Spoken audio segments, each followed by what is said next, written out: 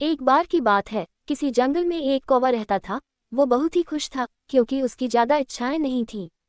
वह अपनी जिंदगी से संतुष्ट था, लेकिन एक बार उसने जंगल में किसी हंस को देख लिया और उसे देखते ही सोचने लगा कि ये प्राणी कितना सुंदर है। ऐसा प्राणी तो मैंने पहले कभी नहीं देखा। इतना साफ और सफेद, ये तो इस जंगल में औरों से बहुत सफेद और सुंदर है, इसलिए ये तो बहुत खुश रहता होगा। कौवा हंस के पास गया और पूछा, भाई तुम इतने सुंदर हो, इसलिए तुम बहुत खुश होगे। इस पर हंस ने जवाब दिया, हाँ मैं पहले बहुत खुश रहता था, जब तक मैंने तोते को नहीं देखा था।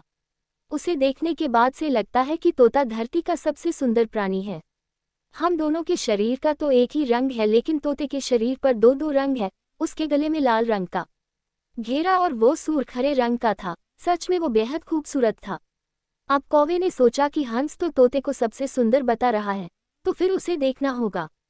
कौवा तोते के पास गया और पूछा, भाई तुम दो दो रंग पाकर बड़े खुश होगे। इस पर तोते ने कहा, हाँ मैं तब तक खुश था जब तक मैंने मोर को नहीं देखा था।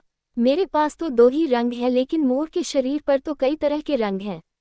अब कौवे ने सोचा सबसे ज्यादा खुश कौन है, ये तो मैं पता करके ही रहूंगा, इसलिए अब मोर से मिलना ही पड़ेगा।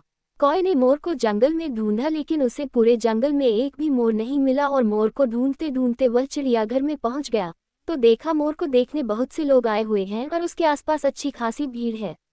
सब लोगों के जाने के बाद कौवे ने मोर से पूछा, भाई तुम दुनिया के सबसे सुंदर जीव हो और रंग बिरंगे हो, तुम्हारे साथ लोग फोटो खींचवा रहे थे, तुम्हें तो बहुत अच्छा लगता होगा और तुम तो दुनिया के सबसे खुश जीव होगे।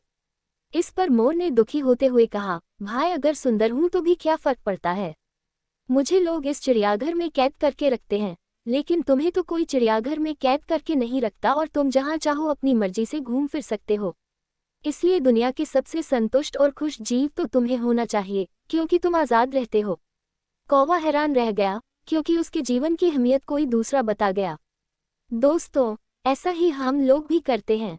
हम अपनी खुशियों और गुणों की तुलना दूसरों से करते हैं, ऐसे लोगों से जिनका रहन सहन का माहौल हमसे बिल्कुल अलग होता है। हमारी जिंदगी में बहुत सारी ऐसी चीजें होती हैं जो केवल हमारे पास हैं, लेकिन हम उसकी अहमियत समझकर खुश नहीं होते। लेकिन दूसरों की छोटी खुशी भी हमें बड़ी लगती है, जबकि हम अपनी बड़ी खुशियों को इग्नोर कर देते हैं।